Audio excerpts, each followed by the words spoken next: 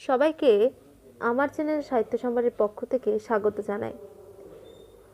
আজকের এই পর্বটিতে আমি বিষবৃক্ষ উপন্যাসটি যেহেতু শেষ হয়েছে, তো বিষবৃক্ষ উপন্যাসের প্রশ্নোত্তর আলোচনা করব, যেগুলি বলরাম ব্যাপারীর বই থেকে নেওয়া হয়েছে, ভলিউম 1 থেকে নেওয়া হয়েছে।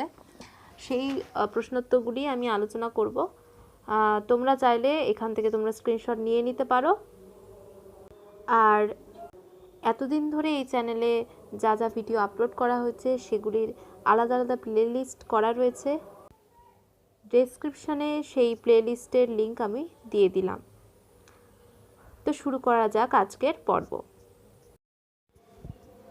1279 বঙ্গাব্দের বৈশাখ সংখ্যা অর্থাৎ 1872 সাল থেকে চৈত্র সংখ্যা 1873 সাল পর্যন্ত বঙ্গদর্শন পত্রিকায় মোট 12টি কিস্তিতে এই বিষবৃক্ষ উপন্যাসটি প্রকাশিত হয়। গ্রন্থাকারে প্রথম প্রকাশিত হয় 1873 সালের 1 জুন। 1884 সালে Miriam S night the poison tree এর ইংরাজি অনুবাদ করেছিলেন। অমৃতলাল বসু এই উপন্যাসটির নাট্যরূপ দেন বিষবৃক্ষ নামে। এই উপন্যাসটির মোট পরিচ্ছেদ সংখ্যা 50টি। বঙ্কিমচন্দ্র চট্টোপাধ্যায় এই উপন্যাসটি উৎসর্গ করেছিলেন শ্রীযুক্ত জগদীশনাথ রায়কে। Bankimchandra Chattopadhyay the bear of life নামে বিষবৃক্ষ উপন্যাসের ইংরাজি অনুবাদ করেছিলেন এবং এই অনুবাদটি তিনি লেডি এলিয়েটকে উপহার পাঠান। বিষবৃক্ষ উপন্যাসের সর্বপ্রথম নাট্যরূপ দিয়েছিলেন গিরিশচন্দ্র ঘোষ, যা 1873 সালে ন্যাশনাল থিয়েটারে অভিনীত হয়। এবার আসি আমরা কিছু গুরুত্বপূর্ণ মন্তব্যের আলোচনায়। প্রথম মন্তব্য, বঙ্গদর্শনে যে জিনিসটা সেদিন বাংলাদেশের ঘরে ঘরে সকলের মনকে নাড়া দিয়াছিল সে হচ্ছে বিষবৃক্ষ। এর পূর্বে বঙ্কিমচন্দ্রের লেখনী থেকে দুর্গেশ নন্দিনী, কপালকুণ্ডলা, মৃণালিনী লেখা হইয়াছিল, কিন্তু সেগুলি ছিল কাহিনী, ইংরাজিতে বলে রোম্যান্স। আমাদের প্রতিদিনের জীবনযাত্রা থেকে দূরে এদের ভূমিকা, সেই দূরত্বই এদের মুখ্য উপকরণ। বিষবৃক্ষে কাহিনী এসে পৌঁছিল আখ্যানে, যে পরিচয় নিয়ে সে এলো তা আছে আমাদের অভিজ্ঞতার মধ্যে। এই মন্তব্যটি করেছিলেন কবিগুরু রবীন্দ্রনাথ ঠাকুর।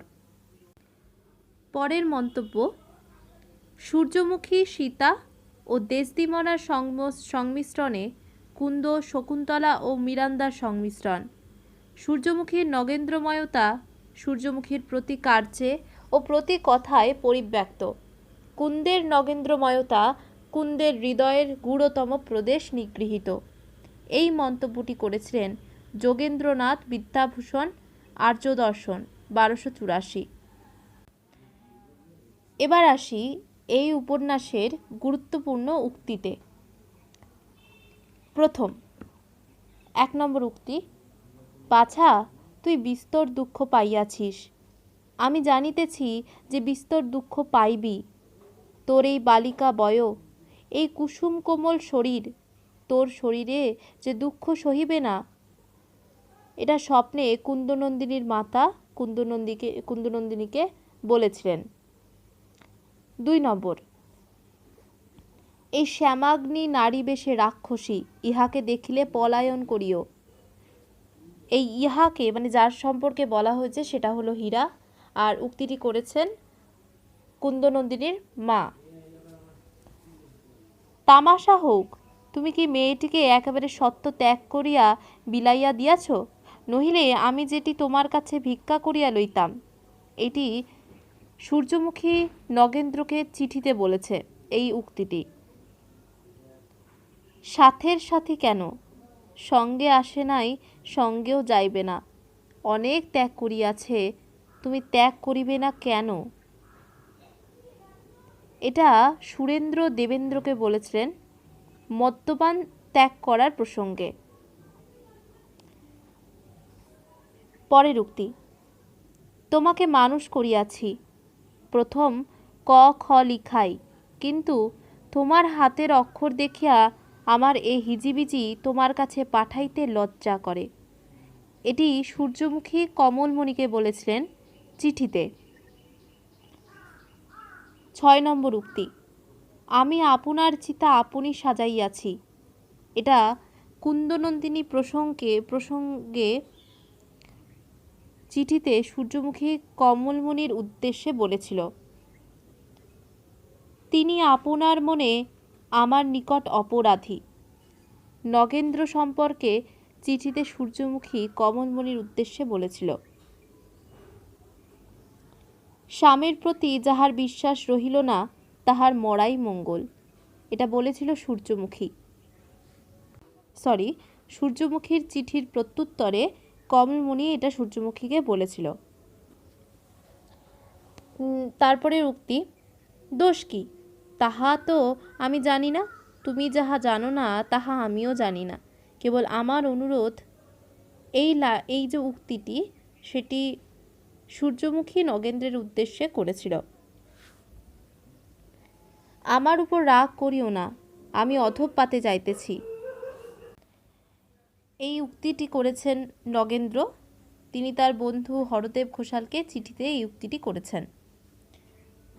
এখন বিধবা বিবাহ চলিত হইতেছে, আমি তোমাকে বিবাহ করিব, তুমি বলিলেই বিবাহ করি।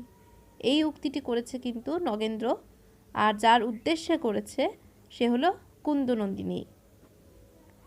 বুঝিয়াছি, তিরস্কারে পলাইয়াছ, ভয় নাই, আমি কাহারও সাক্ষাতে বলিব না আমার এইখানে 2 দিন থাকো। এই উক্তিটি করেছে হীরা কুন্দনন্দিনীর উদ্দেশ্যে এই উক্তিটি করেছে। পরের চোর ধরতে গেলে আপনার প্রাণটা চুরি গেল। দেবেন্দ্রের প্রতি প্রেম সম্পর্কে হীরার বক্তব্য এটি। পরের উক্তি, তোমার দুঃখ দেখে পিজোড়ার পাখি পলাইয়াছে, আমার ঘানা তল্লাশি করিলে পাইবে না। এটা এই উক্তিটি হীরা দাসী দেবেন্দ্রকে করেছিল, মানে দেবেন্দ্রকে বলেছিল। পরের উক্তি, তোমাদের ধর্মজ্ঞান নাই, পরের ভালো মন্দ বোধ নাই, কেবল আপনার সুখ খুঁজিয়া বেড়াও, কেবল কিসে কোন স্ত্রীলোকের সর্বনাশ করিবে সেই চেষ্টায় ফেরো। এই কথাটি হীরা পুরুষ চরিত্র সম্পর্কে দেবেন্দ্রকে বলেছিল। ভালোবাসায় কখনো অযত্ন করিবে না, কেননা ভালোবাসাতেই মানুষের একমাত্র নির্মল এবং অবিনশ্বর সুখ। এই উক্তিটি করেছে হরদেব ঘোষাল নগেন্দ্রের উদ্দেশ্যে। যে আমার স্বামী নহে, কিন্তু আমি তাহাকে লক্ষ স্বামীর অপেক্ষা ভালোবাসিতাম, এটি হীরার বক্তব্য। এবার আসি এই উপন্যাসের প্রধান ও অপ্রধান চরিত্র সমূহের তালিকায়। প্রধান চরিত্র হল নগেন্দ্র দত্ত, সূর্যমুখী যে নগেন্দ্রের স্ত্রী, কুন্দনন্দিনী যে নগেন্দ্রের দ্বিতীয় স্ত্রী, কমলমণি নগেন্দ্রের ভগিনী অর্থাৎ বোন, শ্রীশচন্দ্র মিত্র সে কমলমণির স্বামী, হরদেব ঘোষাল নগেন্দ্রের বন্ধু, তারাচরণ কুন্দনন্দিনীর প্রথম স্বামী, দেবেন্দ্র বাবু দেবীপুর নিবাসী জমিদার, আরেক অর্থে সে হরিদাসী বৈষ্ণবী, কারণ আমরা উপন্যাসে দেখেছি যে সেই হরিদাসী বৈষ্ণবী সেজে নগেন্দ্র দত্তের বাড়িতে গিয়েছিল। তারপরে হচ্ছে গণেশবাবু, সে হলো দেবেন্দ্রের শ্বশুর, হৈমবতী দেবেন্দ্রের স্ত্রী, সুরেন্দ্র দেবেন্দ্রের মাতুল পুত্র মানে মামাতো ভাই, সতীশচন্দ্র শ্রীশচন্দ্রের পুত্র, শ্রীশচন্দ্র এবং কমলমণির পুত্র, হীরা হলো নগেন্দ্রের বাড়ির দাসী, মালতী সে গোয়ালিনী, ব্রহ্মচারীর নাম হচ্ছে শিবপ্রসাদ শর্মা, কুমুদও একজন দাসী, কৌশল্যাও একজন দাসী, বৈদ্যের নাম হচ্ছে শ্রী রামকৃষ্ণ রায়, হরমণি হরমণি হচ্ছে যার বাড়িতে সূর্যমুখীকে ব্রহ্মচারী নিয়ে গিয়েছিলেন। আরেকজন আছে চণ্ডাল চিকিৎসক।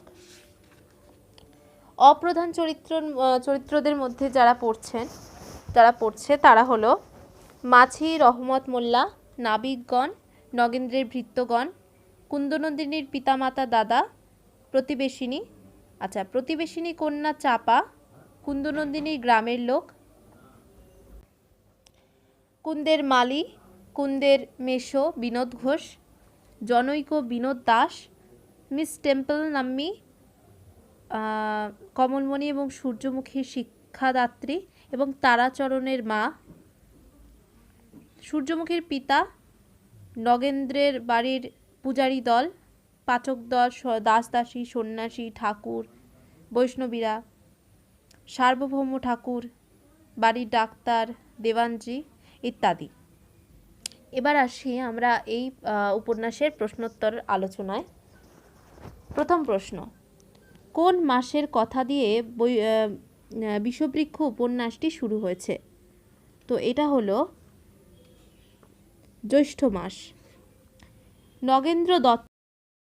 2 নম্বর, নগেন্দ্র দত্ত নৌকারোহণ করে কোথায় যাচ্ছেন?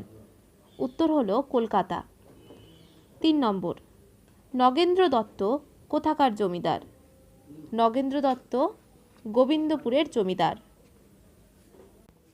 4 নম্বর, নগেন্দ্র দত্তর বয়স কত? উত্তর হলো 30 বছর। 5, কোন কোন ভদ্রগ্রামের ঘাটে মধ্যবয়স্করা কি পূজা করছিলেন? তো উত্তর হলো শিব পূজা করছিলেন। ঔপন্যাসিক কোন পাখিকে রসিক লোক বলে সম্বোধন করেছেন? রসিক লোক। তো এটা হলো ডাহুক পাখি। 7 নম্বর, ঔপন্যাসিক কোন পাখিকে রাজমন্ত্রী বলেছেন? রাজমন্ত্রী। তাহলে রসিক লোক বলা হয়েছে ডাহুককে, আর রাজমন্ত্রী বলেছেন চিলকে। চিল পাখিকে রাজমন্ত্রী বলেছেন, আর রসিক লোক বলেছেন কিন্তু ডাহুককে। নগেন্দ্রের নৌকার মাঝির নাম কি ছিল? তো নগেন্দ্রের নৌকার মাঝির নাম ছিল রহমত মোল্লা। নগেন্দ্র যখন প্রথম কুন্দনন্দিনীকে দেখে তখন কুন্দনন্দিনীর বয়স কত?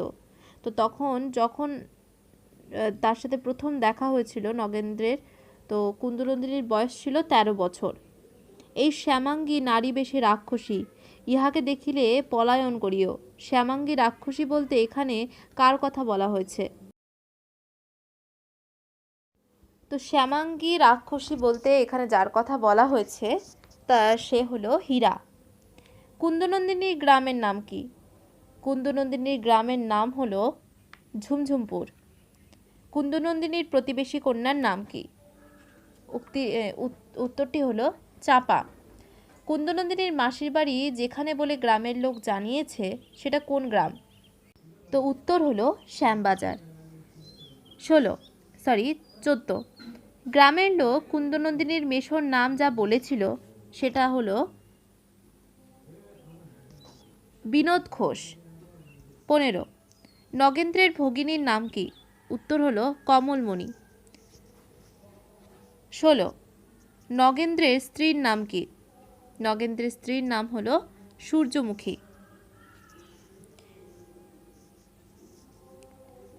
আচ্ছা, নিম্নে কয়েকটি মন্তব্য দেওয়া হলো, এখানে শুদ্ধ অশুদ্ধ বিচার করতে বলেছে।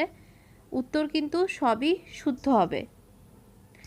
কমলমণির শ্বশুরালয় কলিকাতায়, মানে কমলমণির শ্বশুরবাড়ি হচ্ছে কলকাতায়। কমলমণির স্বামীর নাম শ্রীশচন্দ্র মিত্র। শ্রীশবাবু প্লন্ডর ফেয়ারলির বাড়ির মুৎসুদ্দি। শ্রীশবাবু ধনবান ব্যক্তি ছিলেন। আচ্ছা, 18 নম্বর প্রশ্ন, কমলমণির বয়স কত? তো কমলমণির বয়স হচ্ছে 18 বছর। 19, নগেন্দ্রের পিতা কমলমণি ও সূর্যমুখীর শিক্ষাদাত্রী হিসেবে কাকে নিয়োগ করেছিলেন? তো উত্তর হলো মিস টেম্পল। 20 নম্বর প্রশ্ন, নগেন্দ্র তার যে সুরিতকে চিঠি লিখে কুন্দনন্দিনীর কথা জানিয়েছিলেন সেটা হচ্ছে হরদেব ঘোষাল। 21 নম্বর, কবি কালিদাস ও মালিনী প্রসঙ্গ কবির কোন কাব্যের সংগঠনে রয়েছে? তো উত্তর হলো মেঘদূত।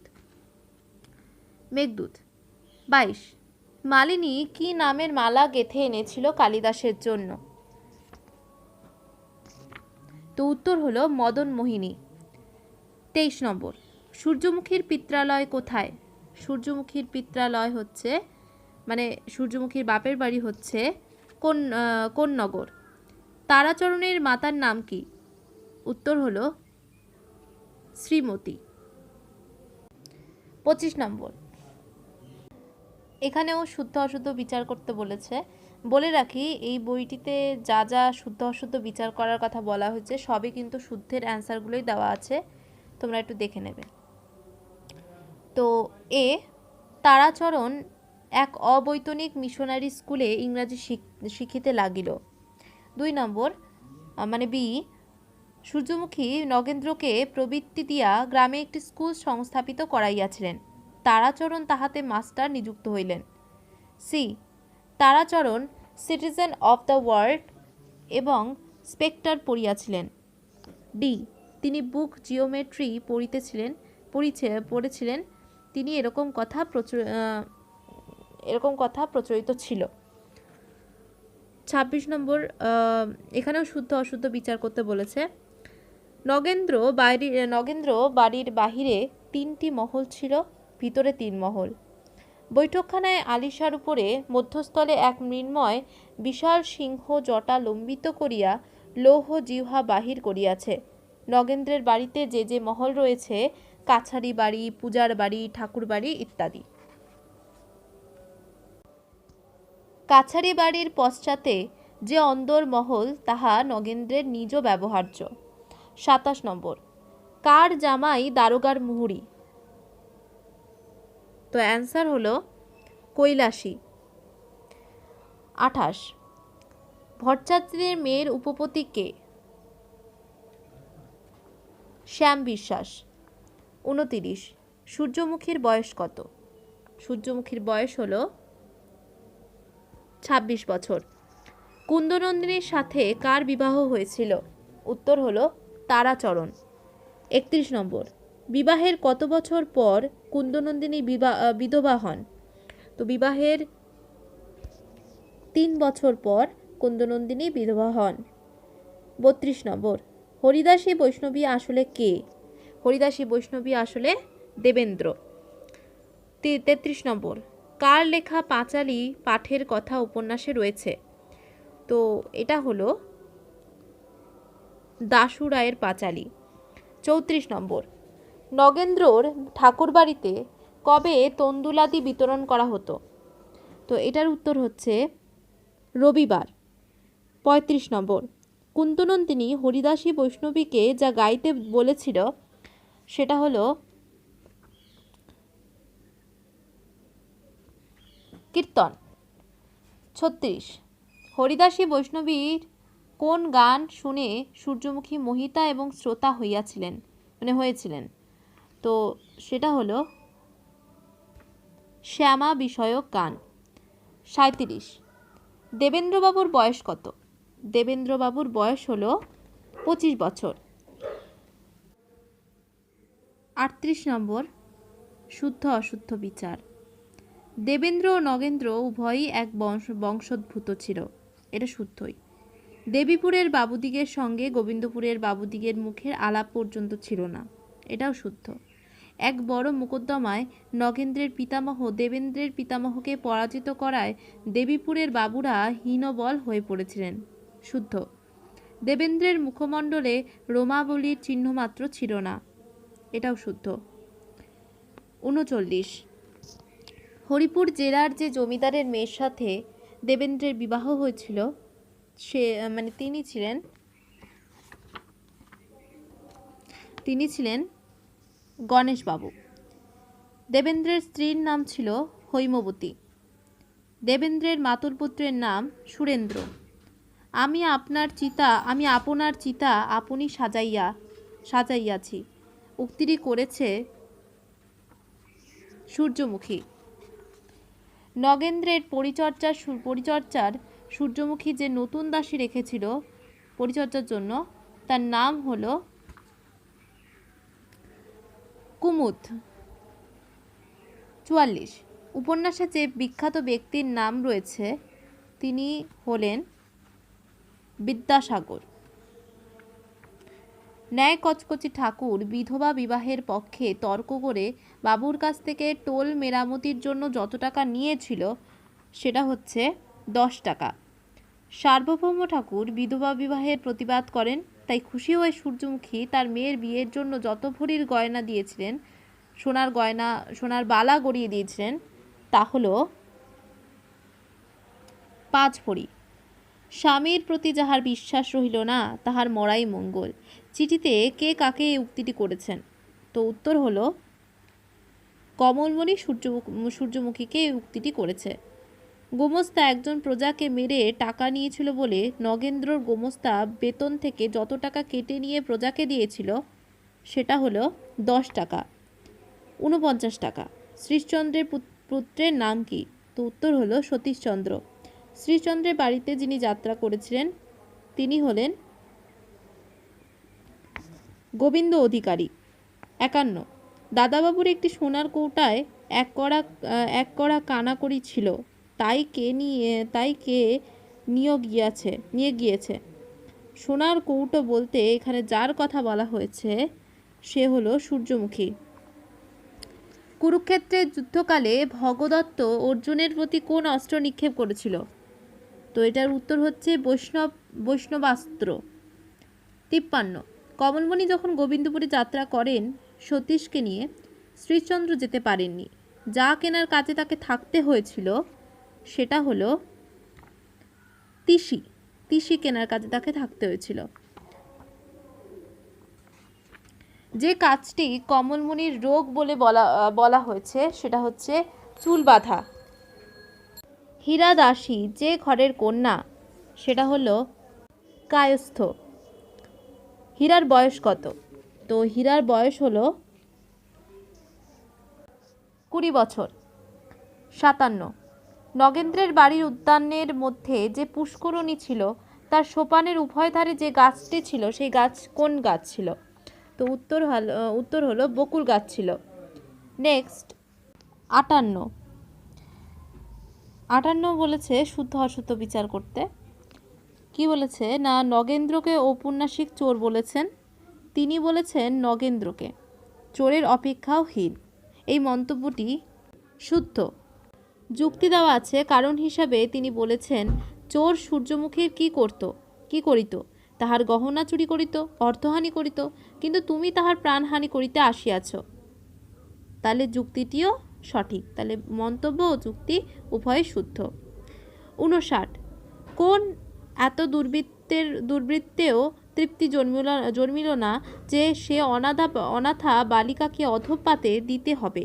কে কাকে এই কথাটি বলেছেন? তো উত্তর হলো সুরেন্দ্র দেবেন্দ্রকে বলেছেন। আচ্ছা, 60 দাগ, এখানেও শুদ্ধ অশুদ্ধ বিচার আছে। বলে রাখি এখানেও প্রত্যেকটি শুদ্ধ। হীরার বাড়ি প্রাচীর আটা। হীরার বাড়ির দুটো মেটে ঘর, ঘর দুটিতে আলপনা পদ্ম আঁকা আছে, পাখি আঁকা, ঠাকুর আঁকা। উঠানের একপাশে রাঙা শাক, তার কাছে দোপাটি, মল্লিকা, গোলাপ ফুল। 61 নম্বর, হীরার গঙ্গাজলকে? তো হীরার গঙ্গাজল যে সে হলো মালতী গোয়ালিনী। মালতী গোয়ালিনীর বাড়ি কোথায়? তো মালতী গোয়ালিনীর বাড়ি হচ্ছে দেবীপুরে। মালতী গোয়ালিনীর যত বয়স তা হলো 30-32। যে কুন্দকে আনিয়া দিবে তাহাকে এই হার দিব। কে নিজের কণ্ঠহার খুলে বাড়ির সকলকে দেখিয়ে কথা বলেছিলেন? তো এটা হচ্ছে কমলমণি। হীরার বাড়িতে হীরা ছাড়া আর কে থাকে? হীরার বাড়িতে হীরা ছাড়া তার আই থাকে। হীরা যে দাসীর সাথে ঝগড়া করেছিল তার স্বার্থসিদ্ধির উদ্দেশ্যে সে হলো কৌশল্যা। আমি যত তো আমাকে তিরস্কার করিয়াছি তুমি কখনো তত তিরস্কার করিবে না। আমি পাপাত্তা, আমার চিত্ত বশ হইল না। উক্তিটির বক্তাকে? তো উক্তিটির বক্তা হচ্ছে নগেন্দ্র। হীরাবাবুদের বাড়ি থেকে যে পশু এনেছিল তা হলো হরিণ। 69, হীরা দেবেন্দ্রকে যা বাঁধানো হুকায় তামাক সাজিয়ে দিয়েছিল সেটা হলো রূপা। 70, হীরার ঘরের যে ভাঙা বাদ্যযন্ত্রটি ছিল সেটা হচ্ছে বেহালা। আর আরও আশীর্বাদ করি যে যেদিন তুমি স্বামীর প্রেমে বঞ্চিতা হইবে সেই দিন যেন তোমার আয়ু শেষ হয়। আমায় এ আশীর্বাদ কেহ করে নাই। কে কাকে এ কথা বলেছেন? তো এই কথাটি বলেছেন সূর্যমুখী কমলমণিকে। 72 নম্বর প্রশ্ন, সূর্যমুখী গৃহ ত্যাগ করার পর বাড়ি থেকে অর্ধক্রোশ দূরে পুষ্করিণীর ধারে যে বাগানে শয়ন করেছিলেন সেটা কিসের বাগান ছিল? তো সেটা ছিল আম বাগান। 73 নম্বর প্রশ্ন, হরদেব ঘোষালের কাছে প্রেরিত পত্রে সূর্যমুখীকে নগেন্দ্র যে মূল্যবান রত্নের সাথে তুলনা করেছিলেন সেটা হচ্ছে কোহিনূর। ভালোবাসায় কখনো অযত্ন করিবে না, কেননা ভালোবাসাতেই মানুষের একমাত্র নির্মল এবং অবিনশ্বর সুখ। চিঠিতে কে কার উদ্দেশ্যে কথা বলেছেন? তো চিঠিতে নগেন্দ্রকে হরদেব ঘোষাল এই কথাটি বলেছিল। বিষয়ের রক্ষণাবেক্ষণের ভার কার উপর ন্যস্ত করে নগেন্দ্র গৃহ ত্যাগ করেছিলেন? তো এটার উত্তর হচ্ছে দেওয়ান। নগেন্দ্রের অবর্তমানে কুন্দনন্দিনীর পরিচর্যায় কে নিযুক্ত হয়েছিলেন? নগেন্দ্র অবর্তমানে কুন্দনন্দিনীর পরিচর্যায় নিযুক্ত হয়েছিলেন হীরা। 77, ব্রহ্মচারীর নাম কি? তো ব্রহ্মচারীর নাম হচ্ছে শিবপ্রসাদ শর্মা। ব্রহ্মচারী যার বাড়িতে সূর্যমুখীকে নিয়ে এসেছিলেন সেটা ছিল হরমণি। সূর্যমুখীর চিকিৎসা করেছিলেন যে বৈদ্য তার নাম হচ্ছে রামকৃষ্ণ রায়। সূর্যমুখীর যে রোগ হয়েছে বলে বৈদ্য মহাশয় জানিয়েছিলেন সেটা হচ্ছে কাশ রোগ। আচ্ছা, হরমণি বৈষ্ণবীর বাড়ি যে গ্রামে ছিল সেটা হচ্ছে মধুপুর। চিঠিতে ব্রহ্মচারী নগেন্দ্রকে যে পদ দিয়ে আসতে বলেছিলেন সেটা হচ্ছে রানীগঞ্জ। রানীগঞ্জে যার সাথে দেখা করার কথা বলেছিলেন তিনি ছিলেন মাধবচন্দ্র। দেওয়ানকে নগেন্দ্র কোথা থেকে পত্র প্রেরণ করেন? তো সেটা হচ্ছে পাটনা। নগেন্দ্র মধুপুরে কোন মাসে এসেছিলেন? নগেন্দ্র মধুপুরে এসেছিলেন কার্তিক মাসে। ব্রহ্মচারী ঠাকুর কোন মাসে মধুপুরে এসেছিলেন বলে রামকৃষ্ণ রায় জানিয়েছিলেন? তো এটার উত্তর হচ্ছে শ্রাবণ মাস।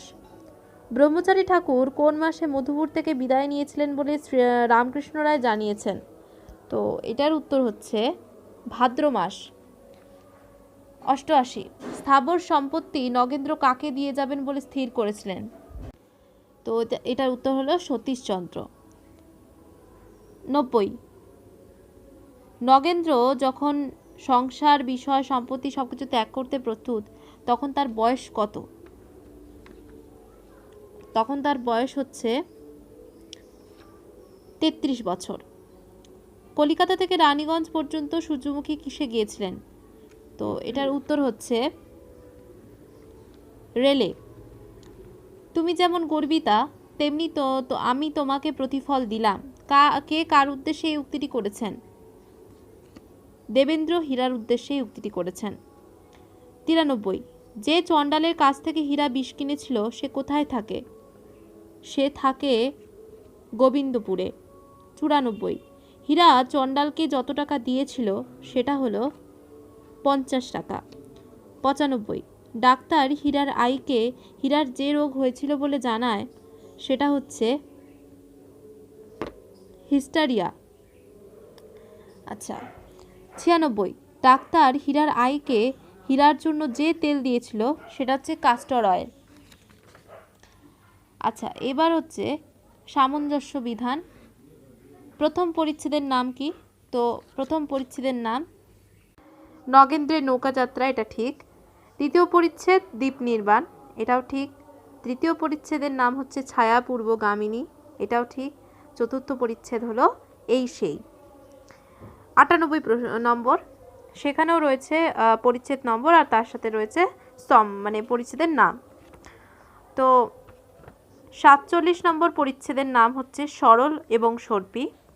48 নম্বর পরিচ্ছেদের নাম হচ্ছে ক্ষুদ্রের কার্যতৎপরতা। 49 নম্বর পরিচ্ছেদের নাম হচ্ছে এতদিনে মুখ ফুটিল। 50 নম্বর পরিচ্ছেদ হচ্ছে সমাপ্তি।